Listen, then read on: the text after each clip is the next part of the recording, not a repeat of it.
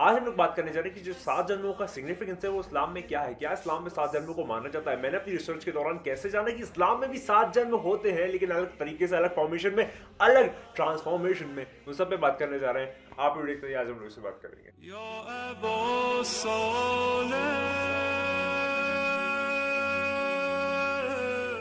बात का आगाज करते हैं। आज मैं बात करने जा रहा हूँ, जैसे मैंने अपनी पिछली वीडियो में इस बात का तस्करा किया था कि आज मैं आपको बताने जा रहा हूँ कि इस्लाम में 7 जन्मों का कॉन्सेप्ट है, जो कि एक बहुत शॉकिंग था और बहुत सारे लोगों की फरमाइशें आई कि हम लोग 7 जन्म पे एक वीडियो बनाऊं, जिसमें मैं आपको ये बताऊं कि आखिर मैंने कैसे जाना अपनी रिसर्च के दौरान कि इस्लाम में भी 7 जन्मों का कॉन्सेप्ट कहीं ना कहीं पर है। लेकिन थोड़ा सा फर्क है, थोड़ा सा उसके अंदर डिफरेंस ऑफ ओपिनियन है, जो कि हिंदू फिलॉसफी है। उसमें सब जानते हैं कि वहाँ पर 7 रीइंकार्नेशंस या फिर 7 इनकार्नेशंस जो है, यानी कि 7 जन्मों का कॉन्सेप्ट है। यानी कि इंसान जो है वो अपने कर्म अनुसार हर जन्म में जन्म लेता है, चाहे वो कभी किसी जानवर की शक्ल में ले, कभी इंसान की शक्ल में ले। अच्छे पुण्य करेगा तो फिर एक इंसान बनेगा, और जो खराब पुण्य करेगा तो वो जो है बनेगा एक जानवर या फिर कोई खराब चीज। ठीक है, इस्लाम में मैं एग्जैक्टली ये तो नहीं कहूँगा कि हाँ यही एक माना जाता है कि यही चीज़ है, नहीं, ये ऐसा बिल्कुल भी नहीं है इस्लामिक फिलॉसफी में। लेकिन इस्लामिक फिलॉसफी में कहीं ना कहीं वो जो 7 ट्रांजिशनल स्टेट्स हैं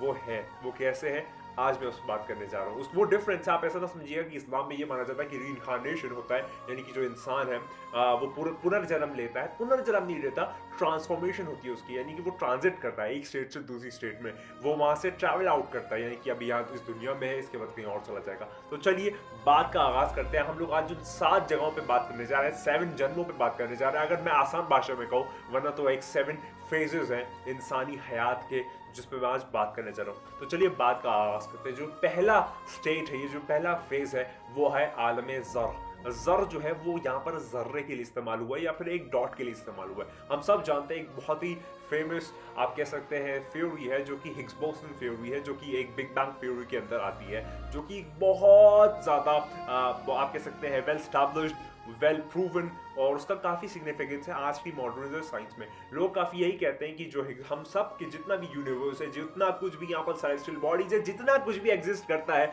वो सब जो चीज़ें हैं वो एक डॉट से शुरू हुआ। वो डॉट जो है वो ब्लास्ट हुआ, एक बहुत बड़ा धमाका हुआ, और जो चीज़ें हैं वो फैलती चली गई, बनती चली गई, अपने आप चीज़ें होती चली गई। ये जो चीज़ है ये सब मानते हैं और साइंस भी मानती है। रिलीजियस पर्सपेक्टिव से माने तो फिर कुरान में भी अल्लाह फरमाता है कि हमने ये जो यूनिवर्स है उसको बनाया और उसको फिर फैलाते रहे, हम मुसलसल फैला रहे हैं, यानी कि ये जो है ये एक्सपैंड हो रहा है, और साइंस भी यही कहती है। तो ये जो आलम ज़र का कॉन्सेप्ट है, ये हर जगह पर आप कह सकते हैं सिग्निफिकली एक्सेप्टेड है, और ये चीज़ें मानी जाती है, मतलब ये बहुत इंपॉर्टेंट है। तो ये फर्स्ट फेज है जहां पर हम सब के सब जितना कुछ भी है, जहां कुछ भी है, जैसे कुछ भी है, वो सारा एक जर्रे में बंद था, इनक्लोज था। और अल्लाह ने जब अपनी मर्जी चाही, जब अल्लाह ने अपनी कुन फयकून का वो मालिक है, जब उसने कहा कुन हो जा, तो वो जर्रा फट गया और उसके अंदर जितनी भी चीज़ें हैं सारी वो लिविंग इनटू बीइंग एग्जिस्टेंस में आई। तो ये जो है ये फर्स्ट फेज है जहाँ पर हम उसको आलम ज़र कहते हैं, यानी कि हम सब जो थे वो एक जर्रे में थे, एक डॉट में थे, एक पॉइंट में थे, जो कि जब फटा तो सारी चीज़ें जो है वो एक एक्सपेंशन होना शुरू हो गया। अगला जो फेज है वो है आलम अरवाह। अब हम सब जानते हैं कि जो हमारी बॉडी है, इसके अंदर हाथ है, पैर है, खून है, लिवर है, ब्लड है, और जो भी कुछ है, जितने भी आप कह सकते हैं मटीरियलिस्टिक चीज़ है, उसके साथ ही साथ एक बहुत इंपॉर्टेंट चीज़ है जो कि सबसे अहम बुनियाद है हमारे कुल जिस्म की, वो है रूह। या हिंदी में लैंग्वेज में कहें तो हम लोग आत्मा कहते हैं, इंग्लिश में कहें तो सोल या स्पिरिट कहते हैं। तो ये जो हमारा दूसरा है वो है आलम अरवाह। अरवाह वो जगह है जहाँ पर जितनी भी रूह थी, जितनी भी आप कह सकते हैं हमारी रूह है, अच्छी रूह है, बुरी रूह है, जितनी भी सोल्स हैं, जितनी भी आत्माएं हैं, वो वहाँ पर रहा करती थी। कौन सी जगह पर? आलम अरवाह। अरवा कहते हैं रूह को। तो जहाँ पर वो सारी जो अरवाहें हैं, यानी जितनी भी आत्माएं हैं, जितनी भी रूहें हैं, वो वहाँ पर रहा करती थी, तो उसको हम लोग आलम अरवा कहते हैं। तो ये हमारी सेकंड ट्रांजिट स्टेट है, ये सेकंड फेज है। हम लोग पहले आलम ज़र से आलम अरवा में आए। अल्लाह ने जब हमारी रूह को खल्क किया, हम लोग खलकत है ना अल्लाह की, वो बनाने वाला खालिक है, हम उसकी खलकत है। तो हम बने, जब हमारी अरवाहें बनी गई। इसके अंदर एक बहुत ही बड़े आरिफ है, उन्होंने बहुत इंपॉर्टेंट बात बताई है, सिज्जीन, इल्लीचीन, इसके बारे में बताइए कि आखिर जो अच्छी रूहें हैं वो किस चीज़ से बनी, जो बुरी रूहें हैं वो किस चीज़ से बनी। इंशाल्लाह उस पर भी हम लोग कभी इन फ्यूचर बात करेंगे।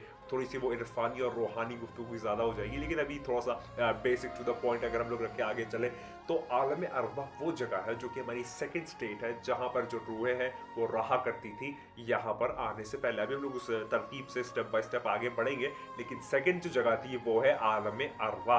ये हमारी दो स्टेट हो गई, पहली आलम ज़र वो डॉट वाला जो मैंने आपको बताया, और जो दूसरा है वो है आलम अरवा। अब थर्ड पे बात करते हैं। जो थर्ड है वो है आलम रहम मादर।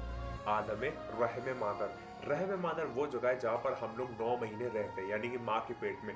माँ के पेट में हम लोग जब डेवलप हो रहे होते हैं, बन रहे होते हैं, हमारा जो एग्जिस्टेंस है वो मटीरियलिस्टिक फॉर्म में आ रहा होता है। वो जो एक आप कह सकते हैं एक नुत्फे से इंसान जब बनते बनते एक बॉडी बन जाता है, तो वहाँ पर वो जो 9 महीने अपने काटता है वो भी एक आलम है जिसको हम लोग कहते हैं आलम रहम मादर, जहाँ पर बहुत ज़्यादा चीज़ें जो है वो ट्रांजिट होती है और चीज़ें होती है। तो वो हमारा थर्ड फेज है जहाँ पर वो हम लोग आलम रहम मादर कहते हैं, जहाँ पर इंसान जो है वो 9 महीने रहता है। बहुत सारी इसके अंदर भी डीप चीज़ें जो कि बताने लायक है, बता सकते हैं, लेकिन वीडियो बहुत तवील और लंबी हो जाएगी, इसलिए उसको कट शॉर्ट करके हम लोग आलम रहम मादर को बस इतना मुख्तसर से मुख्तसर ही रखते हैं। तो लिहाजा 3 हमारे स्टेज हो चुके हैं, पहला आलम ज़र, दूसरा आलम अरवा, और जो तीसरा है वो है आलम रहम मादर, यानी कि माँ के पेट में जब बच्चा आता है। तो ये हम लोगों ने 3 चीज़ों पर बात कर दी। आगे बढ़ते हैं। जो अगला है वो है आलम दुनिया, यानी कि ये दुनिया, ये जहाँ मकान, ये पहाड़, पेड़ पौधे, जब हम इस स्टेट में आ जाते हैं, यानी कि जब अभी जो मैं करंट स्टेट में हूँ ये मैं आलम दुनिया में हूँ। आप जो लोग सुन रहे हैं वो सारे के सारे जो है क्या पता ना भी हो, वो लोग भी सुन रहे हो, लेकिन इन जनरल जो है वो आलम दुनिया वाले सारे लोग वो लोग हैं जो अभी इस दुनिया में रह रहे हैं, इस अर्थ पे रह रहे हैं, इस करंट पृथ्वी पे रह रहे हैं, जिनका एग्जिस्टेंस यहाँ पर होता है, वो आलम दुनिया है। तो जो आलम दुनिया है वो ये जगह है जहाँ पर हम लोग जब माँ के पेट से निकल के आ जाते हैं, फिर यहाँ पर अपनी जो एक तवील जिंदगी है या फिर बहुत मुख्तसर जितनी भी हो, जितनी भी जिसकी हयात की है वो यहाँ पर जीता है, उसको हम लोग कहते हैं आलम दुनिया। यानी कि इसकी एक बहुत डिफरेंट एग्जाम है, लेकिन ये वो जगह है जहाँ पर अभी हम लोग मौजूदा दौर पे है। तो ये जो है ये हमारा हो गया फोर्थ फेज या फोर्थ ट्रांजिट या फोर्थ कंडीशनल एनवायरनमेंट, जो कि है आलम दुनिया, जो कि इस वर्ल्ड को भी कहा जाता है। इसके बाद हम लोग बात करते हैं फिफ्थ फेज पे, जब इंसान मर जाता है और मर के इस दुनिया से चला जाता है, उसको हम लोग कहते हैं आलम कब्रो बरज़ख। आलम कब्रो बरज़ख, या फिर अगर मुख्तसर करूँ, छोटा करूँ, तो आलम बरज़ख। जो हमारा अगला फेज है, जो कि फिफ्थ फेज है, वो है आलम बरज़ख। बरज़ख वो जगह है जो कि इस दुनिया के बाद की दुनिया है, यानी कि इस दुनिया के बाद हम लोग ट्रांजिट करके अगले फेज में जाते हैं, सिक्स्थ फेज में, बल्कि मैं कहूँगा फिफ्थ फेज में जाते हैं। तो जब वहाँ पर हिसाब किताब होता है कि दुनिया में तुमने क्या किया, कैसे किया, जो जो चीज़ें जिस तरीके से भी आप लोगों ने की है इस दुनिया में, उसका हिसाब किताब जब होता है वो होता है आलम बरज़ख में। आपने अच्छे काम किए हैं तो आपको पुण्य मिलेगा, आपने बुरे काम किए तो आपको सज़ा मिलेगी, आपको वहाँ पर दंड मिलेगा।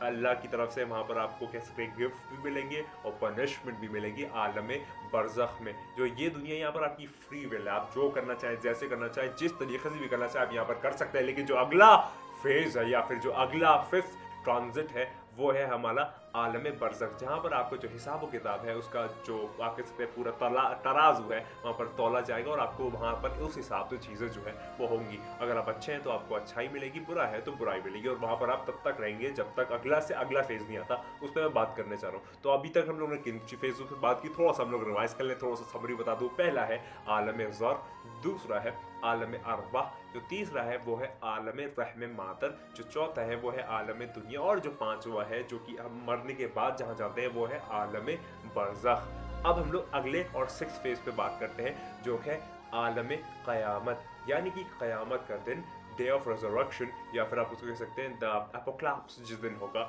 वो है क़यामत का दिन। जो क़यामत का दिन है वो आप कह सकते हैं आपका जजमेंट डे है, यानी कि उस दिन आपके फैसले होंगे। जो आलम बरज़ख है वहाँ पर तो आपको आपकी से आप कह सकते हैं अच्छाई की है तो अच्छा, थोड़ी सी आपको थोड़ी सहूलियत या फिर आपको बेनिफिट्स मिल जाएंगे, जो बुराई की है उसके आपको सज़ा मिल जाएगी। लेकिन जो एक लास्ट अथॉरिटी होती है, जो एकदम लास्ट में आपको जो आप कह सकते हैं आपका आर्ग्यूमेंट या आपका डिसीजन आएगा कि आप किधर जा रहे हैं, आप स्वर्ग में जा रहे हैं या नर्क में जा रहे हैं, दोज़ख में जा रहे हैं या जन्नत में जा रहे हैं, आप बरज़ख में जा रहे हैं, या मतलब जितना भी हेवन और हेल का कॉन्सेप्ट है ना वो डे ऑफ जजमेंट पे होता है। जो डे ऑफ जजमेंट है वहाँ पर ये सारी चीज़ें होती है। तो वो जो है वो हमारा सिक्स्थ फेज है जहाँ पर आलम आप कह सकते हैं क़यामत होगा, यानी कि क़यामत का दिन होगा। हर फिलॉसफी में लिखा हुआ है, इस्लामिक फिलॉसफी में तो क़यामत का एक बहुत इंपॉर्टेंट डे है। तो वो जो डे ऑफ क़यामत है, जो कि क़यामत का दिन है, वो दिन है जिस दिन आपका फैसला होगा, आपका फाइनल फैसला होगा, और उसके बाद फैसला हो जाएगा कि आप कहाँ जाने वाले हैं। और जो हमारा सिक्स्थ और लास्ट ट्रांजिट फेज है, जिसके बाद हम लोग जो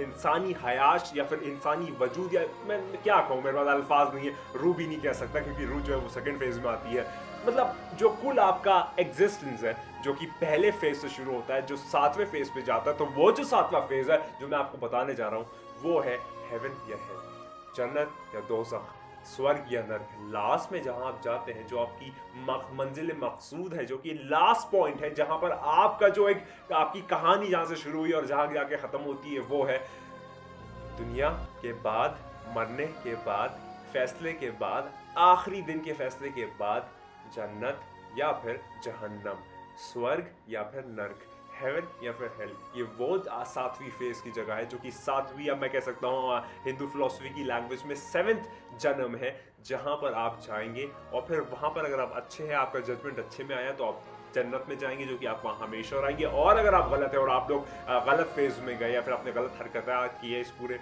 टेस्ट के दौरान, तो आप लोग जाएंगे जहन्नम में। ये मैंने आपको बताया कुल 7 फेजेस ऑफ इंसान, या इंसान ना कहूँ क्योंकि इंसान भी कह लीजिए, क्योंकि इसके लिए कोई मेरे पास एक पर्टिकुलर अल्फाज नहीं है, क्योंकि जो रूह है, रूह कहूँगा तो फिर वो आलम ज़र में कुछ रूह तो अरवा में बनी है, रूह हमारी अरवा में बनी है। तो इस तरीके से ये 7 कुल मैंने आपको बताया फेजेस, ट्रांसफॉर्मेशन, ट्रांजिट्स इंसान की इस्लामिक फिलोसफी के हिसाब से, जो मैंने आपको यहाँ पर बताया। और ये वो 7 आप कह सकते हैं टेस्ट ऑफ ह्यूमैनिटी है, जिसमें इंसान गुजरता चला जाता है, आता चला जाता है, जाता चला जाता है, और आखिर में अपनी जाके मंजिल मकसूद पे पहुंच जाता है। तो अभी हम लोग जो है मौजूदा दौर पे ये आलम दुनिया में है। हम लोग आए कहाँ से? हम लोग पहले सबसे पहले आलम ज़र मतलब उस जर्रे से, वो बिग बैंग थ्योरी वाला जो आपने सुना होगा। उसके बाद हम लोग कहाँ पर गए? उसके बाद हम लोग आलम अरवा, जहाँ पर हमारी जो रूहें हैं वो रहा करती थी। उसके बाद जो हम लोग का थर्ड है वो है हमारी रहम मादर, यानी कि माँ के पेट में। माँ के पेट के बाद इस दुनिया में आलम दुनिया के बाद मर के कहाँ जाएंगे? आलम बरज़ख में जाएंगे। बरज़ख के बाद कहाँ जाएंगे?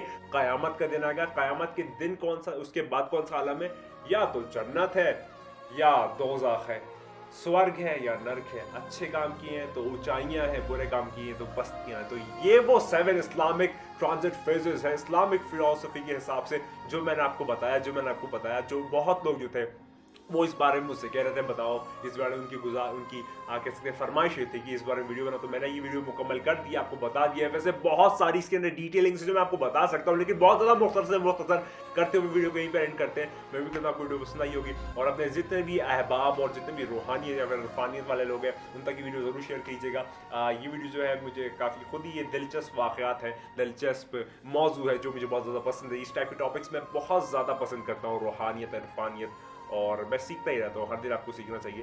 तो साथ ही साथ जो हम लोग आखिर में बात करते हैं कि जो आलम दुनिया है इस वक्त मौजूदा दौर में, हर दौर में कोई ना कोई ऐसा ऊपर वाली तरफ से आता है एक नूर जो कि दुनिया को रोशन कर देता है।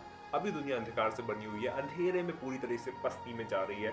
वो जो आने वाला है वो बहुत जल्द आने वाला है, जिसका तस्करा हम लोग करते ही रहते हैं, ज़बानें थकती नहीं उसका तस्करा करते हुए। वो जो आने वाला है हर फिलोसफी में लिखा है, हिंदुज़म, इस्लाम, पाज़ियम या फिर ताओज़म या फिर ज़ोरास्ट्रिज़म या क्रिश्चियनिटी या जुडाइज़म, हर जगह पर लिखा है उस आने वाले का कॉन्सेप्ट। ज़रूर बेशक हर जगह जो लाजमी मज़हब जो कि आसमानी मज़हब है उसमें ज़रूर एक ऐसा कैरेक्टर होगा जो कि आखिरी ज़माने में आएगा, और वो हो ना हो वो एक ही है जो आने वाला है और बहुत जल्द आने वाला है, और जिनको हम लोग इस्लामिक फ़िलोसफी में मेरा आका और मौला इमाम मेहदी अलैहिस्सलाम या फिर इमाम ज़मान अलैहिस्सलाम कहते हैं। हमेशा तरह एक ही बात कहूँगा, इन 7 जितने भी आलम हैं दुआ करते रहिए। और हाँ, एक और बात की, ये जो 7 आलम में होता है, पिछले आलम का हमको भुला ही दिया जाता ताकि हमको याद ना रहे। उसके बहुत सारी वजूहात है, इंशाल्लाह कभी और वीडियो में बात करेंगे। अगर आप चाहते हैं इसको और ज़्यादा डिटेल में बताऊँ, एक एक आलम को एक एक बहुत टाइम दूँ और उसमें क्या क्या चीज़ें होती है, कैसे कैसे होती है, उस पर बताऊँ तो इंशाल्लाह ज़रूर बुलाऊँगा।